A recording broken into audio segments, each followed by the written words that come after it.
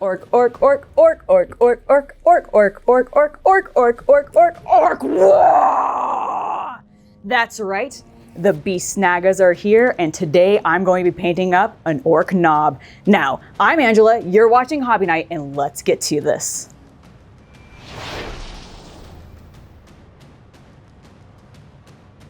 That's right, I'm going to be painting up some Beast Snagga Orks because they're brand new. I'm super excited about it. I've been looking forward to them coming out ever since they announced them, which I know wasn't that long ago, but let's face it, I love me some green boys. I've painted the Death Guard, we're moving on to Orks now.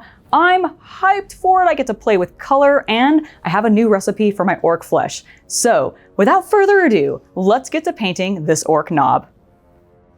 All right, I'm really excited to be working on this guy, and we've gone ahead and primed him up using Wraithbone, which I think is going to enhance what I'm going to be doing on his flesh especially, which we're going to be working on next.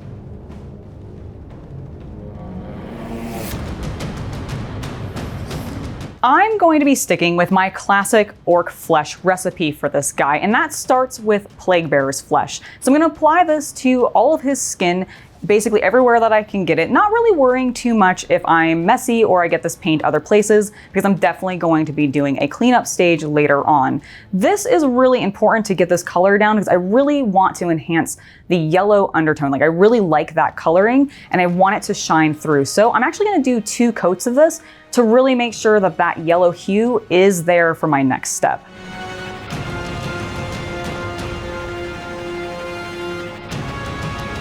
And my next step is to apply some Biel-Tan Green, because one of the things I like to do for my orks is I like to have this really like apple green coloring, and I found that Plaguebearers Flesh combined with Biel-Tan over top of it, because of how transparent that shade is, works really well, and you get this beautiful bright green color tone out of it. So we're gonna apply this everywhere, being pretty liberal with the color to make sure that it falls into those recesses and creates some nice beautiful shadows for us.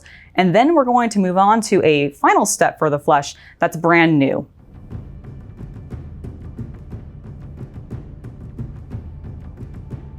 After allowing the Biel-Tan shade to thoroughly dry, I'm going to go ahead and pull out Yriel Yellow, which is a new step for me for this process. Normally I would stop at my Biel-Tan Green stage, feeling like it was pretty good and it, enhanced those colors really nicely. But I want to push it a little further. I really actually want that yellow to pop a bit more. So I'm hoping that this dry brush will do the work for me. And it really does. Now, one thing I do want to note while I was doing this is there was occasionally times where I overloaded the brush with too much paint, didn't get enough of it off on my paper towel, and I built up a little bit too much yellow onto especially the face. When this happened, I went ahead and just went back with some Biel-Tan Green shade and applied it back over top, and that basically reduced the yellow back down, created that nice sort of apple colored green again, and it worked really nicely while still maintaining a little bit more of that yellow highlight so that I didn't have to dry brush it too much more. I love how this turns out, but he's a little messy, so we should probably do a cleanup stage next.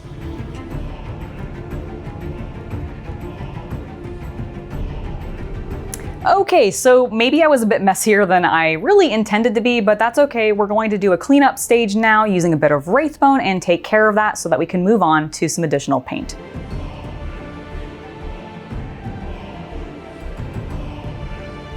I just finished painting all of the skin on my lovely green knob, and I'm really happy with how it's turned out. I've also done my cleanup stage, so he is ready to go. All I need to do now is start getting to his armor, his weapons, and his clothing. I think I'm going to start next with his outfit, specifically like all the leathers and everything, because that's the next most recessed area of the miniature, and I just feel like it's going to be the best to get that done now. And then I'll probably move on to the weapons afterwards. So I'm going to go ahead and get back to painting, and I'll check back in with you guys in a bit. Hey guys. If you are enjoying this video, make sure to hit that like button and let me know about it down in the comments. If you haven't already and you're wanting more content, make sure to subscribe to the channel and hit that bell icon for notifications. And then if you want even more hobby goodness, make sure to follow me on Instagram or Twitter at hobby_night. Now, let's go ahead and get back to the video. So let's go ahead and get this guy dressed up. I'm going to start with all of the leathers and everything because I think that's just going to work best for myself. And we're going to begin with a bit of Aggros Dune to create a nice khaki pants. You could additionally, if you wanted to, do maybe Space Wolf Gray or Ultramarine Blue if you wanted to do more of a jean coloring, but for this guy, because of his flesh tone and some of the other colors I'm going to be working with, I went with Aggros Dune. Once that's done, I'm going to move on to the leather on his back. For that scaly hide, I decided to go with Gryph-Hound Orange. I wanted something bright and bold, but still kind of in a natural-ish color tone, and I figured Gryph-Hound would work perfectly for that, and it contrasts super brilliantly against the green flesh, which I absolutely adore. And then finally, for the rest of the leather pieces on my boy, I'm gonna go ahead with Snakebite Leather. This is just a very nice neutral leather tone that I think complements everything that I've already done. And of course, because my clan is Snakebite, I figured it would be appropriate to use at least a little bit of that paint on him, right?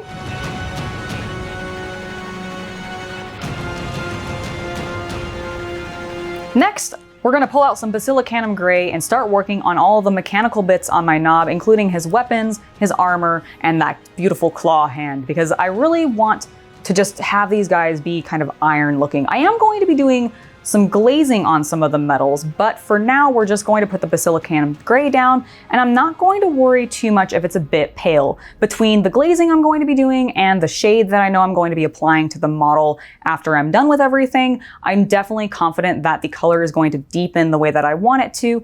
So I'm really just going to go with the single coat. The only places where I am going to put a second coat are the areas where I'm specifically wanting the color to be darker. That's going to be on the back portion and then a little bit on his shoulder piece, just to give it a little bit more definition and variety in color that I can kind of play around with and push the shades on too. I'm really excited about this. Let's go ahead and get to the glazing.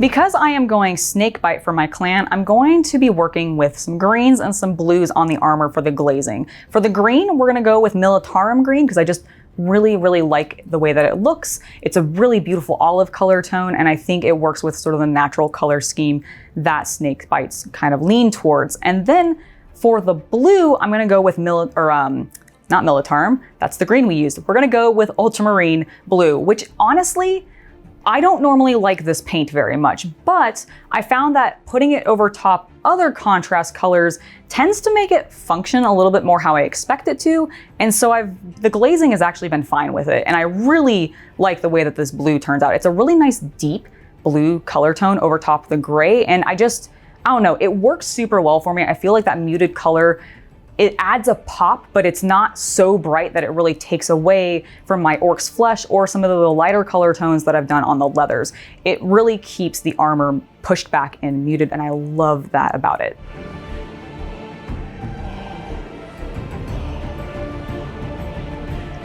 The last bit of glazing that I'm going to do over top the Basilicanum Grey is using Blood Angel's Red on some of the weapons. I really wanted to enhance a little bit on his claw and his gun because, I mean, he's an orc, and I really like putting red on weapons in general, but I definitely feel like orcs need red on their weapons. How else is he going to shoot it faster?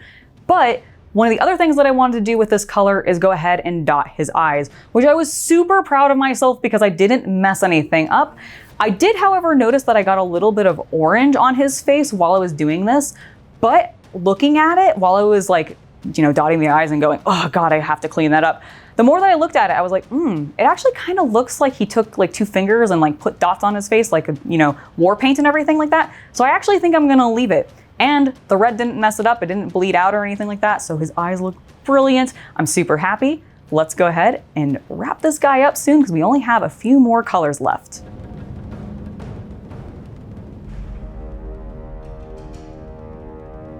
We're down to just the accessories. And so for that glorious jewelry and bling that he's got all over his face, we're gonna pull out a little bit of Iyanden Yellow. I'm also going to use this on the cabling that connects to his power claw. I just figured it would pop really nicely, and I almost forgot about it, so I was like, oh gosh, let's just go ahead and throw that color on there. And then we're going to move on to Skeleton Horde, because he does have a few skulls on him, as well as there's some sort of bony looking spikes that's on a couple of his wrist like bracelets and everything like that, or I guess the bracers that he's got there. And I debated doing them in gray, but ultimately decided that maybe a little bit of extra skeleton horde in a few places would be nice. So we're gonna hit those up as well as a little token that's on his chest. With that done, we just need to wash him and then get him based.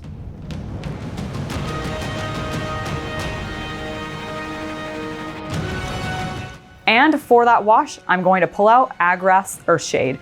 I don't use this color very often. Normally, I am like a hardcore fan of Reikland's Flesh Shade. I use it all the time, but for my orcs, I wanted to go a little darker, a little dirtier, and I also thought it would work well with what I'm going to be doing for the basing. So we're going to apply this color to basically the entire model with the exception of the flesh. Now, if I get some of the Agrax Earthshade onto the flesh, I'm not gonna be super concerned about it.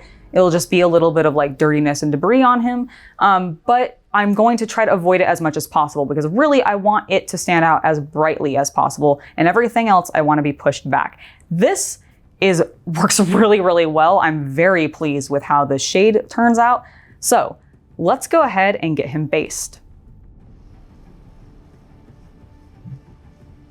Ah, good. We're on to the final step. We're down to the basing, and for this, I decided to go with a ready-made base because I really liked what I had used on my grots when I was using the Gamer's Grass bases. But instead, for this one, we're not gonna go with the temple bases.